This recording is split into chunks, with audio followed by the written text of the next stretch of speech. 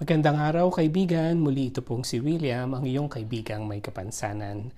Sa araw na to, gusto kong piliin na bigyan ka ng payo tungkol sa mga nerbiyos o yung mga takot tungkol sa kinabukasan. Isa ka ba kaibigan sa mga tao na nauubos ang oras sa gabi kaiisip sa kung anong dala ng bukas? Ang iyong puso ba ay tigib din ng nerbiyos o ng alinlangan sa kung ano ba ang mangyayari sa kinabukasan at yung takot na pwedeng dalhin ng mga bagay na hindi natin nalalaman? So para sa iyo ang payo kong ito, una, asahan at magpahinga sa mga pangako ng Diyos.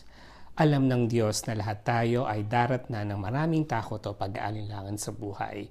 Kaya nga, ang alam ko sa aking mga pagsasaliksik na ang fear o ang takot ay isa sa pinakamadalas na ma-mention o mabanggit sa Biblia. Over 500 times nga raw sa King James Version ng Bible. Anong ibig sabihin nito? Laging may isang pangako o assurance ang Diyos when it comes to fear or sa takot natin sa buhay. Kaya pwede nating asahan at pwede tayo magpahinga sa mga pangako ng Diyos na kahit kailanman hindi niya tayo iwanan o pababayaan man. Pangalawa, balikan ang mga taong nagdaan sa iyo. Mabilis na tanong kaibigan, ilang taon ka na?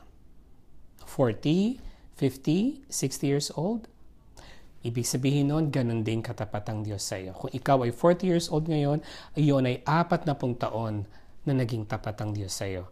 Yun din ay 40 taon na pwede mong sabihin sa sarili mo na buhay ka pa. Therefore, may pag-asa. Kung may mga alinlangan ka pa in the past, the fact na ikaw ay nabubuhay ngayon sa araw na to, kahit na ikaw ay 40 taong gulang na, ibig sabihin nun na lahat ng mga takot mo ay nasa isip lamang. Hanggat ikaw ay may buhay at nakakatayo at malakas, laging may pag-asa. At laging may dahilan para maging matapang sa bawat buhay. Pangatlo, learn to live one day at a time. Yung pinag-uusapan nating forever o kailanman sa mga awitin at mga konsepto ng pelikula, ito ay isang araw sa bawat buhay mo.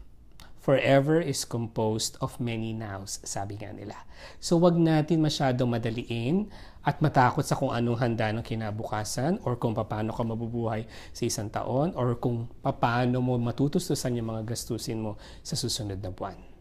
Kung may takot pang muli sa isipan mo, balikan mo lang yung step number 1 or yung payo number 1 ko na kung saan sinabi ko doon na asahan mo at magpahinga sa mga pangako ng Diyos. Kasi doon din tayo babalik at babalik para magkaroon ng kapayapaan sa buhay. Sana nakatulong ako sa iyo kaibigan at magkaroon ka sana ng isang mapayapang araw ngayon.